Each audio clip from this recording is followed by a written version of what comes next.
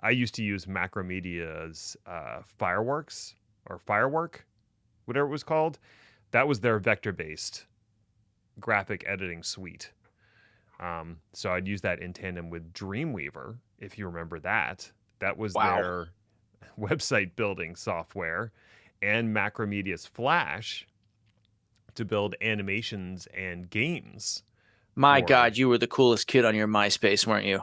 I You definitely were actually in was. your own top 8. We might be going pre-Facebook here or MySpace. This might even be Friendster territory we're getting into, so I apologize. Whoa. But yeah, so there was definitely a period in time when I was doing website design poorly and writing action script in Flash to do media players and stuff like that. This was, before MySpace let you just host your band site on MySpace. Yeah. So, I was friends with a lot of bands and record labels that wanted to have a web presence. And, I could work with some graphic designers and we could slap something together and get a website up. And then enrolled MySpace with, the ability to customize the site by hacking their CSS to make it as ugly as humanly possible. As is tradition on MySpace. And I think it's funny that MySpace eventually became essentially a music site at a certain point before it completely slid off the cliff into oblivion. I've been told by nobody, that MySpace actually still exists. I believe you, but I'm definitely not going to check through a browser because I feel like I would immediately get bombarded with ads for cryptocurrency, which is germane to the conversation today. Well done, sir. Well done. Thanks. It really, really just tied it all together with a big old bow for you. Tied the sad room together. Oh, it is. Like, I feel like I need a stiff drink to wade through all this and a lot of hand sanitizer. It's 5 o'clock somewhere. And that's true. There's what is the history of that? It's 5 o'clock somewhere. I feel like I talked to someone about that, and the history of it was actually fairly interesting. Probably more interesting than anything we're going to talk about today. That would track. That would definitely be on brand. Well, let's get started. Hello, Legend Human. Welcome to the Chaos Lever Podcast. My name is Ned, and I'm definitely not a robot. I am a real human person. Deep down in my completely organic blood pump, I feel longing, ennui, and a voracious desire for human flesh. I mean love. Yes, love. I desire love and not the delicious calories stored in my co-host. With me is Chris, who I love and do not want to consume. Howdy, Chris. The most disturbing part about all this, and there are many, is that we all know you don't actually need calories. So you really go in for the fake cannibalism just for, like, the groupies. It's not the groupies, it's the sensation. I don't know what you're talking about. This is totally normal stuff. Human stuff. In some movies, you'll hear someone say something stupid like, humans are the only ones that kill for sport, which is 100% not true. If you Absolutely ever owned a cat, not at all factual. No. It's one of those things that gets bandied about like we only use 10% of our brain. And it's like, yeah, also not true. And I'm pretty sure that little kid in Jerry Maguire was also lying about the human head. Little bastard. The fact that it does not, in fact, weigh 8 pounds. It does not. Wasn't that Haley Joel Osment, too? I believe it was. Oh, he was all the rage for a number of uncomfortable years. I feel like he got his comeuppance for his lies and slander about the human head. So he really had it coming. Going hard against Haley Joel. Oh, God, I can't. All right, let's talk about some tech garbage. Do it. All right. Bear with me here. Chris, are you sitting down? Well, stand up. You need to stay awake and alert. This is important. I saw the phrase Web3 and I immediately fell asleep in my chair. So you're going to have to do a lot of work here. Okay. There's going to be dancing, fireworks. There might be some trained bears. We'll see what happens. Okay. So we're going to talk about something that's tangentially aligned with Web3. It's not cryptocurrency. So I feel like that's a good start. Yeah. I've opened one eye. Okay. There might be some blockchain. And there it goes, closed again. But that's more of an implementation detail and not the main portion of the topic. Okay. What we're going to talk about, I hinted at last week, or outright said, one of the two, is decentralized identities. And the reason we're going to talk about it is the W3C recently ratified a decentralized identifier standard. And that's a mouthful, right? Decentralized identifier. So they call it a DID. Even though those aren't the actual initials, it would be just DI. D. Which actually, considering Web3, feels appropriate. It really does. Really, we didn't even finish the acronym. Oh, we moved on to the next thing, the next Ponzi scheme. I mean, totally legitimate business operation that we're running here. Anyway, so DID can be a little confusing to those of us who worked on telecom systems for any amount of time, because DID also stands for direct inward dialing, also known as how you give someone a public-facing telephone number when they're on a private PBX. Those are simpler times. Thinking about the days when I was punching down RJ11 jacks in cubicles after hours, eating an Uncrustable that I heated up in a toaster oven. It's good times, Chris. Oh my God. Look at this coastal elite heating up his Uncrustables. They're actually, okay, I mean, not everybody likes to toasted peanut butter and jelly, but I do. So suck it, I guess is what I'm saying. Anyway, we're not talking about those DIDs. We're talking about DIDs, the new ones. Perfectly clear. I have no questions at all. Excellent. The decentralized identifier, what it's meant to be is a form of digital identity, and it could refer to anything, physical or digital in nature. Though I think it's probably going to be most useful for digital objects, as most of these technologies are. Right. Now, an identifier that's not all that exciting, but it's the decentralized nature of the identifier and the standard that is actually interesting. Because if you think about most forms of identity that you use today, they're all highly centralized. For instance, your passport. That's a government-issued physical object that represents an identity that is centrally managed by the Department of State in this case. Your driver's license, same deal, except now it's the DMV that's owning that record, poorly, probably. The other form of identity that you commonly find in IT is what's called a federated identity, and this establishes a trust between two or more systems and creates a mapping from the identity provider to the system that needs to use the identity. So think of something like single sign-on, where Active Directory is that source of identity, and other applications are leveraging that for authentication. But they still have an entry in their own system that maps to that other identity. And you still have a single source of truth. It's just a matter of these other systems are calling back to an agreed upon single source of truth and going, is this guy good? Yep.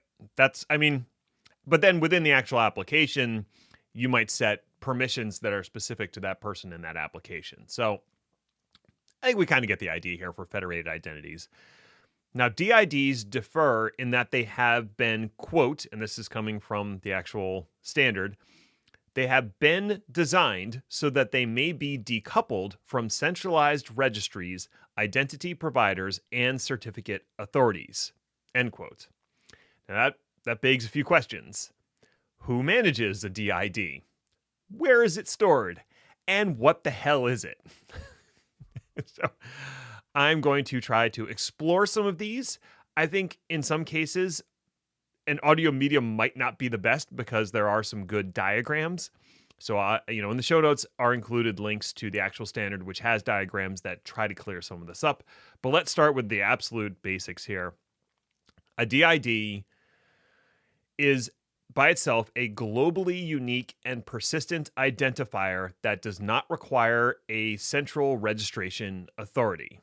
So I just used a bunch of words that probably don't mean anything yet, but we're going to get there. Don't worry. They also sound like they contradict each other, but carry on. The simplest comparison is a DNS record. So a DNS record is added to a zone file, and that zone file is hosted by name servers that are authoritative for that domain. When you look up a DNS entry, it will trace back to those name servers. The name servers, in turn, are recorded by the domain registrar, which gets its authority from ICANN. Now, since a DID doesn't require a central registration authority, unlike DNS, it needs a way to be stored and validated. The typical mechanism to store DIDs is a distributed ledger, also known as a blockchain. So I told you it was going to be in there, but it's really not important because that's an implementation detail. Doesn't have to be a blockchain. So I told you this was Web3 adjacent. So the concept here is the blockchain effectively replaces ICANN, but the blockchain by nature is decentralized enough that it's not a central governing body like ICANN is. Right. And we'll put to the side all the concerns about blockchain and ways to game the blockchain system, because there are ways that have been shown and proven to work, especially if you have a majority stake or a majority of work or nodes in the network. You can force things, but that's a whole other conversation that we don't need to have. The DID itself, the actual DID, so if we're just getting down to what is it, it is a simple text string, and it's composed of 3 sections separated by colons. The first is just the letters DID, which says, this string is a DID. Hooray. Kind of like how a web address starts with HTTP or FTP, or could be a URI to let people know it's a uniform resource indicator. This is, or identifier. This is the same sort of thing. This is a decentralized identifier. DID tells them that. Then after the colon is going to be a DID method. And that method is the way in which that you resolve this DID to a document that gives you more information. And then after the second colon is the actual DID method specific identifier. So all this put together forms this unique string that should be globally unique and unchangeable. If you change it, then it's no longer referring to that DID. Now, the method and the method-specific identifier are used to resolve to a DID document, and that DID document contains a bunch more information about the DID, including the subject and the authentication methods supported by that DID. Okay. So hopefully my favorite part about this so far is that you also didn't include any diagrams in the show notes that I'm reading. So I'm just as lost as everyone else. Excellent. So just like DNS, just having a DNS record by itself, not even the record, just having a DNS address by itself is not particularly useful. You need to resolve that record or that entry to a record that gives you information, like, resolving a website to an IP address so you can actually contact that server. So just like DNS, DID needs to be resolved to a DID document, and that's the job of, wait for it, DID resolvers. So at least they didn't try to get stupid with naming. It resolves DIDs, it's called a resolver. All right. The resolver, I accept. Yeah. The resolvers simply take DID as input, like you would send a DNS query, and they do some magic and produce the DID document as output. The magic that I referred to, that's the DID method. And the DID method defines how a DID is created, resolved, updated, and deactivated. So you remember that the DID itself, that middle part, is the DID method. that is embedded in the DID string. So that tells anybody who's trying to resolve it, here's the method that is supported by this particular DID. Okay, so we have the DID, a way to get a more informative document that outlines authentication methods and properties about the DID, including what it actually refers to. Who can make changes to that DID? Who controls it? Well, that's the job of, and wait for it, DID controllers. So this would be the equivalent of someone who has permissions to make changes to your DNS zone file. A controller has permissions to make changes to the DID document. And just like you can delegate portions of a zone to someone else, you can delegate portions of the DID document to another controller and let it make some changes, but not all the changes. So you can delegate out some portion of that management. Okay, so the next thing is the DID subject. And this is the thing that is being identified by the DID. You, dear listener out there, you could have a DID refer to you, the human, and that would make you the subject. You could also have it reference a bank account, an IoT device, a blog post, an MP3 file, whatever the hell you want it to reference. You can have it reference. That's the subject.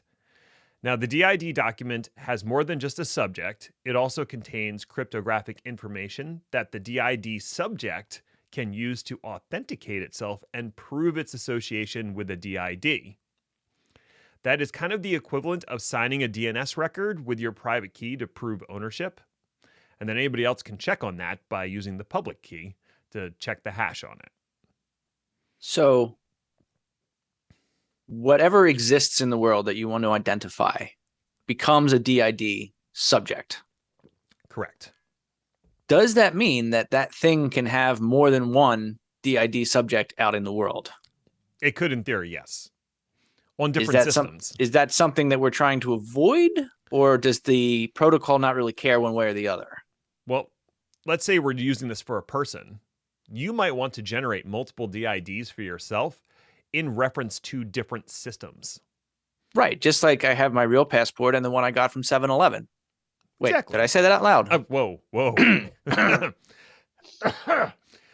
of like you have your fake driver's license to convince everybody that you're still under 30. Ouch. Gotcha. Okay. So we've covered a lot of ground so far, just a little bit more. And that's the final piece of the puzzle is where the hell do you store all this stuff? So DID documents and DIDs are stored in a verifiable data registry, which could be a database, could be a distributed ledger like a blockchain. It can even be a simple file system. That's an implementation detail for whoever is managing this particular DID. So I think I've answered the initial questions that were posed. A DID is a globally unique string referencing a subject and controlled through DID methods. A DID is stored on a verifiable data registry, and a DID is managed by the DID subject or any entity that the subject has delegated authority to do so through a controller, and it's housed in the DID document. Okay, so that's a lot of fancy smancy technology and words and standards. So this also gets to a new set of questions, which I'm sure you're pondering. Why the hell would you want any of this? What's the actual point? Why are we talking about DIDs? And also, and I want to get to this a little bit later, how are people going to abuse this? Not if. No, just how. Because we know, we've been in technology long enough. We know that any system that is designed will be abused. And the problem... As a great philosopher once said, everything is awful. Hashtag awesome new stickers. Yeah, speaking of which, if anybody's interested in Chaos Lever stickers, we have them. And if you send me a DM with your address, I will mail you a couple stickers. So go ahead and do that. But getting back to the actual point at hand, which is how awesome stickers are. No, wait, DIDs.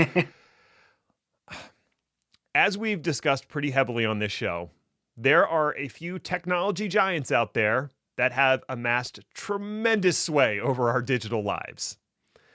Think about all the sites you've logged into using Google or Facebook. And I'm not talking to you, Chris. I'm talking to the people out there who may have done this. I know you're like a privacy nut and you wear your tinfoil hat everywhere and you would never deem to use Google or Facebook. But it is fairly common to use the login. Agree to with Google. disagree. You think you disagree that it's fairly common? I mean, Google is a thing or whatever, but it's not like a big deal. No one's ever. I mean, only people in tech have heard of Google, right? Like most people don't even pronounce it right. Google? Guagle. I was gonna go with goggle, yeah. Goggle. Okay. Yes. Well, for those who want to log in with Goggle, it's super convenient, right? It means that you don't have to remember another username and password for yet another website. You just say, hey, yeah, I want to use my Goggle credentials to log into this new website. And that's super convenient. Awesome. It also means that every site you log into with such a federated service has access to some amount of information that's stored in your Google account. Because usually when you log in with Google, it asks you if you want to grant permission, and you just blindly click yes because I just want to use the website already. But that website's now getting a bunch of information about you. And maybe they will be honorable stewards of that data. That's cute. The reason so many things are free is because you're the product, right? Right. Even worse, every site you log into Google or Facebook with is sending data back to those massive advertising companies. And make no mistake, Google and Facebook are advertising companies that happen to have other services. So every time you log into Canva, let's say, because I logged into Canva today and I didn't use Google, but I could have.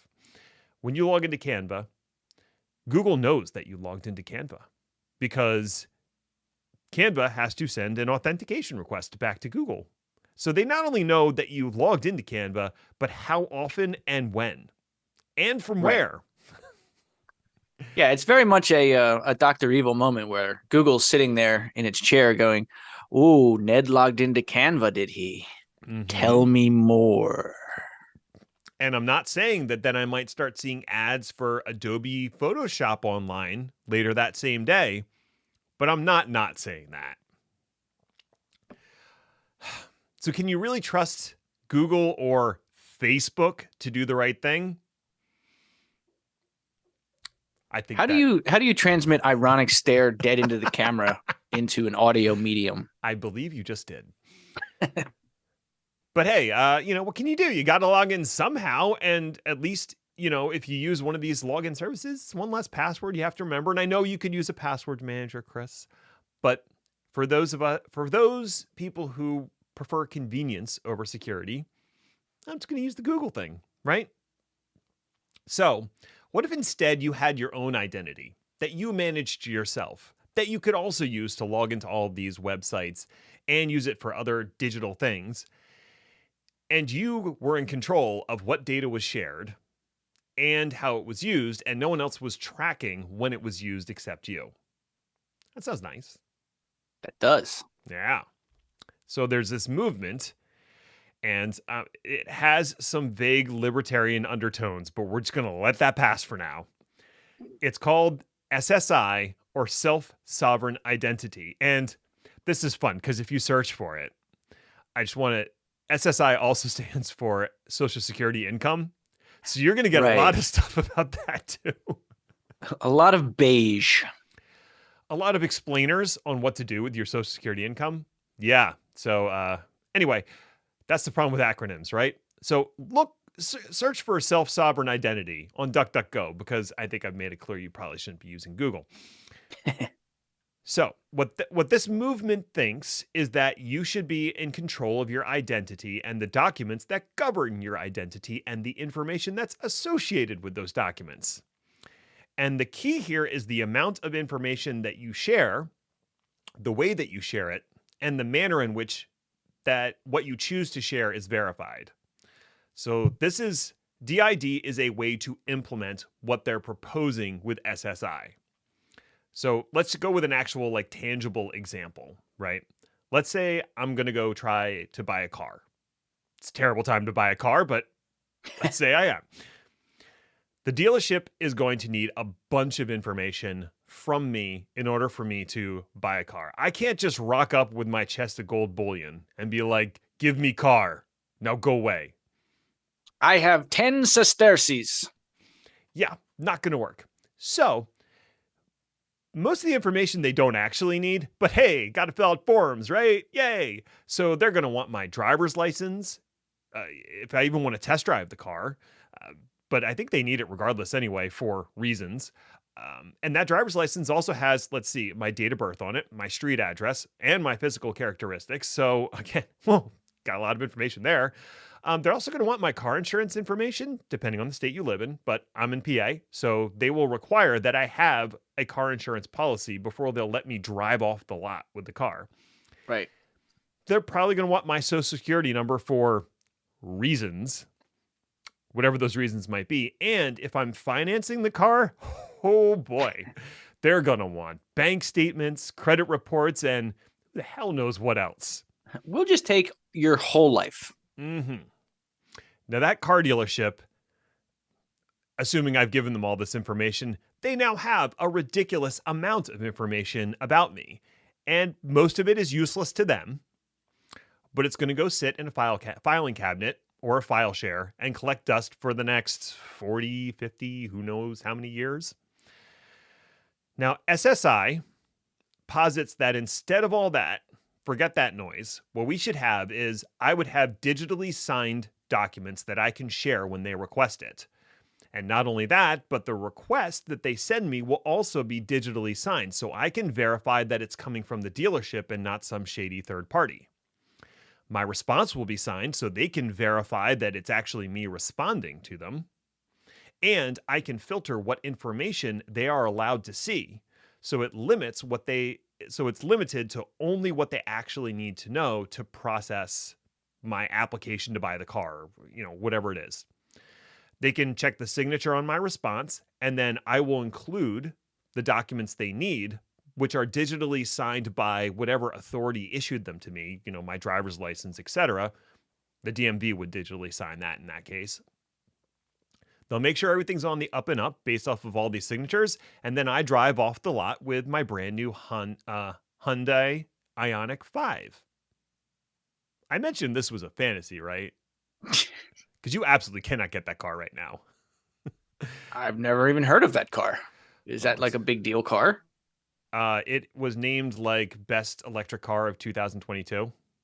Now I get your little joke. Now I get it. I wants it.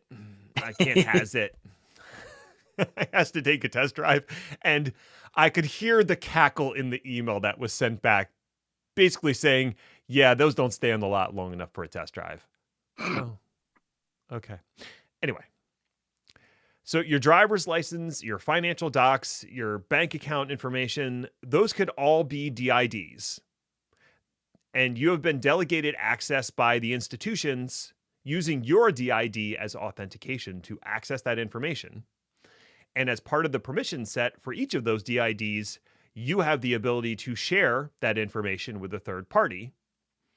Now, you probably want to have access to alter those DIDs because the bank or whoever is actually managing the subject in here. But you are in partial control because you've been delegated some access to alter those DIDs to grant other people permissions to look at a portion of them. How do you actually generate your personal DID? Now, that would be up to you, and that is the self-sovereign part. And you don't have to have the same DID for everything, which gets back to the conversation of can one person or one subject have multiple DIDs? I would say I'd actually recommend against having a single one for everything. So for your bank, you might generate a DID and share it with them for banking stuff. And that would only include the information that they need to know about you in order to open a bank account. So we could talk about the contents of the DID document in some more detail later, but I think suffice to say, the other important thing is that your DID document shouldn't have any personal or confidential information in it, since it may reside on a public ledger. Instead, the subject referenced by the DID document would hold the relevant information somewhere else and then grant access to that. So this is all the theory. Right. And it's not just for personal finances. Big business is also very interested in using DIDs for things like IoT devices, inventory tracking, data sharing across organizations. But, and this is a big but, like Sir Mix-a-Lot would be interested, size but. Adoption of DIDs in a widespread manner is going to require two highly unlikely things to happen, and I think this will help us wrap up the conversation. Number one, people decide that they actually want to manage their own identity. Number two, institutions decide they want to change. Did you hear that?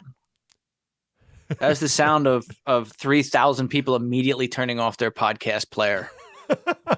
Is that what that sounds like? Sounded like dead silence to me. Well, that's the downside of this electronic device world. Like, when you were angry at a human being in like the 80s or 90s, you could slam one of those big, heavy plastic phones. You heard it. They heard it. The neighbors heard it. Mm-hmm. Everybody knew. You do that now and you're like, you got your cell phone and you just push a button and never call me again. Click. Oh, it is less enjoyable, less cathartic. Yeah, because slamming a cell phone, bad idea. Just TLDR. Generally speaking. So, in reference to point number one, there was this early dream in the halcyon days of the World Wide Web that everyone would run a server out of their basement and we would have 1,000,000 billion beautiful flowers blooming across the globe. But hosting a website is work.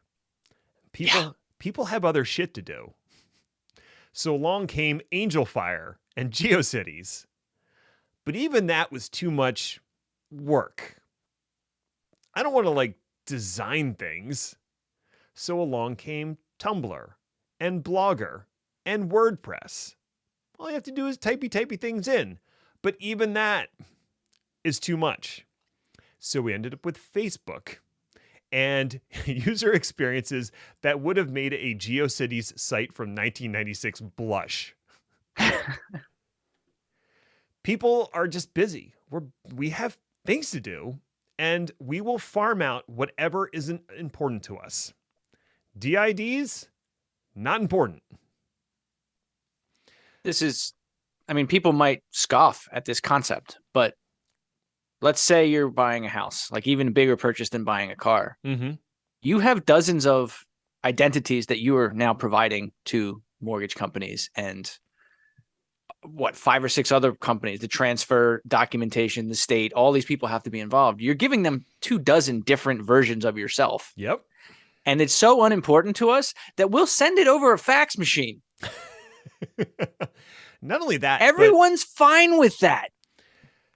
People have tried to digitally transform realty for years and have gotten almost nowhere. There's a lot of embedded interests at both the government and the institutional level. And they do not care for the idea of being squeezed out of the process and no longer getting their share of the pie when a transaction closes. So title insurance and all that kind of other stuff that could potentially go away, it's not going away because that's actually important to someone. You and I, we buy a house maybe once, twice in our lives. We only have to go through that experience a couple times. It's painful when we're doing it, and then we're busy moving. Right. People who do this on a regular basis and have a vested interest have no interest in moving to this system. And you're going to find that pattern repeated across the entire spectrum of financial transactions. Right. Bob from the title company is completely fine with all of this. Yeah, exactly. And he gets his cut every time a new deal closes. So why? Why would he want to do any of this? Right. This is the type of reform that has to come from the top down and be pushed at a governmental level to force companies to comply with new standards and new ways of doing things because there's no incentive for them to improve. And a lot of incentive, aka money, for them not to. Yeah, and that would be the only other thing is if one of these giant companies found a way to actually monetize, whether that was actually literally dollars and cents or whether it was reputational, it would have to be overwhelming. Yes. And they would be fighting the entire other portion of the industry while they were trying to build that business. Right. Financial institutions and governments just move very slowly. If you don't believe me, check out the job listings for COBOL programmers and see what crops up. If you want to completely change the way we deal with identity, you're going to have to get both of those organizational types to make those changes. Good luck. Infinite paper in a paperless world. Never heard it put better. So, do I think DIDs are cool? I do. It's a cool standard. It's cool possible technology. I also think they're going to be offered as a service somehow because no one wants to manage their own DIDs, even though that's the whole point. And I also think most people will blithely ignore it until it provides some real tangible benefit or it starts to cost them money not to do it. And even then, it's going to need to be a significant amount of money. Right. I do love how we seem to always end on a shiny, happy note. I really like to bring the room up, you know? Here's a great idea that's never going to happen. Oh. Then that's not to say that there hasn't been progress. There is a whole identity foundation out there, and it has some major players that have signed on for implementing this technology. You know, companies you may have heard of like Microsoft. They have a whole identity platform, a decentralized identity platform that they're working on. So there is movement in this space. I think you'll see it implemented at the enterprise level for private companies long before it hits anything that's consumer or public facing. Right. Which kind of makes sense because if you're working individually within your company, you can do those kinds of mandates. For some of the outlier or edge cases that don't have any policy that exists right now, like IoT or managing your internal inventory, that could happen because it's only company X and their supply chain that has to be responsible and responsive to these types of technologies. And then eventually everybody starts to get used to it inside of that company and every other company that's affected. Maybe there's a tipping point where it does trickle into the public sphere. Mm-hmm. And because Microsoft has been pushing their subscriptions for a while and they want everybody to have sort of a Microsoft account, there is the possibility that they could support this separate identity factor, and the more privacy or security minded folks would hop over to that identity platform instead of using a Microsoft account. So there's a possibility of adoption there.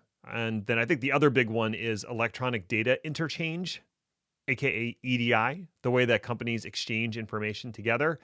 This is a potential way to do that in a secure, verifiable fashion. And companies get a little squirrely about sharing information between each other. So I can see it as a boon for that as well. Right. Well, I think we did it. We covered DIDs. Shall we lightning round? Let's do it. All right. Uber gets like all the way hacked. All the way. Social engineering for the... We win? Is this a win? Sure. An Uber employee was tricked into giving a hacker access to the Corpo VPN. Already bad. After this, the said hacker, who goes by the name of Teapot, because security people are child, was able to access Uber's Thycotic secret server. This is also bad. Real bad. This was accomplished because the Uber employee who got hacked had the Thycotic credentials in a script on his desktop in clear text. There also appears to have been no administrative monitoring set up on the Thycotic server, meaning that Teapot was able to take basically every password Uber had without anyone noticing. Oh, and Uber also didn't have any kind of MFA set up on admin accounts. Who needs it? Proud day for Uber security all around. Apparently, many Uber employees were watching this happen live as the files disappeared. See, the hacker had admin access to the Uber Slack channel and was talking to employees about what was happening in real time. The company sent out a message asking all employees to log off of Slack, which of course they didn't do because why would you? Oh, God. This must seem hilarious to them. Why would you not stay logged on and watch the madness unfold? You got to watch the train crash. Which That's why it's there. I know. Did you know they used to stage train crashes in the middle of the Southwest? Like this was big monumental events and people died at some of these because when the trains hit each other, they exploded. Yeah. Let's Google the term shrapnel and then Google how heavy a train is. Anyway, Google that later if that or DuckDuckGo it later if that's of interest to you. Risk 5, getting a leg up on ARM? Huh? It's funny. Oh, I had another one that was even worse. So thank me for not writing that one. The answer to the question is not if you ask the ARM executives. The CPU architecture and chip design known as ARM has been having quite the decade. The rise of smartphones and the need for low power, cheap, and efficient chips has allowed ARM as an architecture and ARM as a company to explode in popularity. Not content to rest on their laurels, ARM has tried multiple times to make headway in the desktop and server markets with middling success.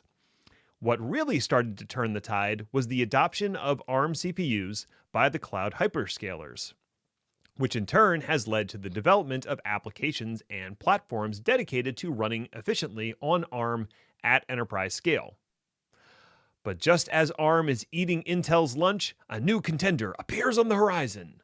'Tis the mighty RISC-V architecture. Now, admittedly, RISC-V is still an emerging technology and not widely adopted by the general public.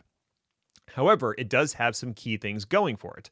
First, it is completely open source, unlike ARM, reducing licensing costs for those who want to design and fab it. The instruction set architecture for RISC-V is intentionally simple with only 50 or so instructions, with modular extensions that can be implemented depending on the use case. Implementers like NASA see this as a boon, since you don't have to worry about the extended instruction set doing weird things, if it doesn't exist. For their part, ARM claims that they aren't worried, with Senior Vice President and General Manager of ARM's infra business saying, quote, "We really don't see RISC-V as a significant competitor to us in the data center space right now or in the near future," end quote. I feel like Intel may have said something similar a decade ago. What do actual artists think about the AI image generation revolution? Greg Rutkowski weighs in. So, you know how all the AI generators out there feed off of publicly available images? And in order to create a new image, the AI needs prompts. One of the prompts you can give is an actual artist's name. So a prompt could be An Armadillo in the Desert by Pablo Picasso. And you would get a pretty reasonable, many-eyed, two-dimensional approximation. One of the most famous names in AI prompts is Greg Rutkowski. Now, he is a real modern-day artist who does a lot of realistic type work in sci-fi and fantasy setting space. If you follow this topic, and I'm sure you do intensely, you'll see a lot of output based on prompts that carry Greg Rutkowski's name. And he seems to be a bit ambivalent on the subject. Now, he has actually done talks on the Discord server for an AI platform called Midjourney about digital art. So he doesn't seem to be 100% against the concept. But recently, and perhaps in jest, he said this on Twitter, quote, "Well, I guess soon I won't be able to find my own work on the internet because it'll be flooded with AI stuff." He went on to say in a Forbes article, quote, "As a digital artist, or any artist in this era, we're focused on being recognized on the internet. Right now, when you type in my name, you see more work from the AI than work I have done myself, which is terrifying for me. How long till the AI floods my results and is indistinguishable from my works. I don't want to try to get into Greg's head here, but that doesn't seem like the kind of stuff you would say if you're super stoked about being in his position. So one thing I was reminded of when trolling through Greg's admittedly excellent Twitter feed was the art style impasto, which is when the paint is applied to the canvas so thickly it's got texture. This turns out to be a great word to add to your AI prompts, even the Picasso one from earlier, because the AI does a really good job with it. It makes the images pop. Oh my God, I'm part of the problem, aren't I? You sure are. Oh, and speaking of which, I did an armadillo in the desert by Greg Rutkowski, and it's a pretty cool rendering. So, right? Yeah. Time for the crypto blame game. Yeah, every good story needs a villain. Actually, even stupid stories need villains. And the farcical tragedy of the crypto winter has found their proverbial evil queen, or king. Look, whatever. Metaphors are hard. Do Kwon, the CEO and founder of Terraform Labs, has a warrant out for his arrest in South Korea. The warrant charges Do Kwon and 5 others violated the country's capital markets law. For those who don't follow the crypto space, Terraform Labs was responsible for the creation of multiple cryptocurrencies, including the so-called stablecoin Terra USD. As implied by the name, the value of Terra USD was supposed to track the value of the US dollar directly, which is what makes it a stablecoin. Lunacoin was another cryptocurrency created by Terraform Labs, which was not pegged to a fiat currency, but it was meant to balance the value of Terra USD. The combined value of Terra USD and Luna peaked at $60 billion and then came crashing down to essentially zero as confidence in the currencies cratered over allegations of being over-leveraged and investors pulling large sums out of both Luna and Terra USD currencies. Now, since money is imaginary and depends on the confidence of those using it, when that confidence evaporates, so does the theoretical value of the currency. Governments and financial institutions have protections in place to prevent this kind of panic and run on fiat currency. And crypto has been trying to do the same through Rube Goldberg machinations. Such a duct tape and chicken wire setup was doomed to fail. And fail in new and interesting ways. Now the real question is whether Do Kwon and his gang of cohorts are culpable for investor losses. That's for the courts to decide, and I'm not one to editorialize, but my kidding. Oh, fine him into oblivion and make him personally apologize to every person he affected. It might take a while, but I feel like it would be worth it. Mm-hmm. Adobe panic buys Figma for $20 billion. Public rolls eyes, and Adobe's stock tanks. Figma, a company that until recently I had never heard of, but apparently is a collaboration platform for engineers and designers to collaborate in real time, think Illustrator, but browser-based, was purchased by Adobe. Figma was valued at $10 billion last June. Adobe decided that enough was enough of it being an independent company and decided to buy Figma for double that. This has been a long time coming as Figma has rejected several Adobe offers in the past. As they got increasingly desperate and having nothing comparable in their portfolio and seeing their Creative Cloud subscription numbers continue to slide, Adobe finally went all in. Investors were not at all pleased as the Adobe stock price went down 17% on the news. Time will tell if this ends up being a good thing for Adobe, but most people think it was dumb, especially current Figma subscribers, who are not at all looking forward to Adobe messing with the product and jacking up the price. Both realistic possibilities. But it's a song we've sung before. Massive company buys superior products because they know they can't compete. Massive company then proceeds to ruin the superior product while milking all the previously satisfied customers for all they got. Sigh. You know, remember we were talking about Macromedia? Yeah. Yeah, the same exact thing happened. Guess who bought Macromedia? Adobe. And there we have it. Ethereum merge is complete. crypto bros are underwhelmed. I know. Another crypto story, and I'm so sorry. It's been a light news week, I guess. Something about a deposed monarch. I don't know. I struggle to care. So cryptocurrency it is. As we alluded to a few weeks ago, the Ethereum merge was nigh, and now it has come to pass. The two have become one, that being Beacon and Ethereum, now and forever, until the great blockchain in the sky calls us all home. Amen. First, the good. The move from proof of work to proof of stake will reduce the environmental impact of Ethereum by 99.5%. For a completely useless Ponzi scheme not actively working to destroy the planet is good? Yeah, we'll go with good. Well done, Buterin and your compatriots. Now, in theory, the new processing model will lower transaction costs and speed up the Ethereum chain. While that should be a net good for anyone using Ether and the other functions that are built upon its blockchain technology, so far investors are unimpressed, with the value of Ether falling to just over $1,300 as of this writing. That is a 6-month low after peaking in April at a high of $3,500. The merge may be done, but crypto winter is far from over. Not least because other crypto bros are trying to fork Ethereum back to a proof of work because, gosh darn it, they overpaid for those GPUs and they're going to continue to use them. Instead of doing something productive, right? God forfend. You have to assume anybody who has a mining rig now is just going to go mine Bitcoin instead. It's not like it's actually going to decrease the environmental impact. It's just going to shift to a different cryptocurrency.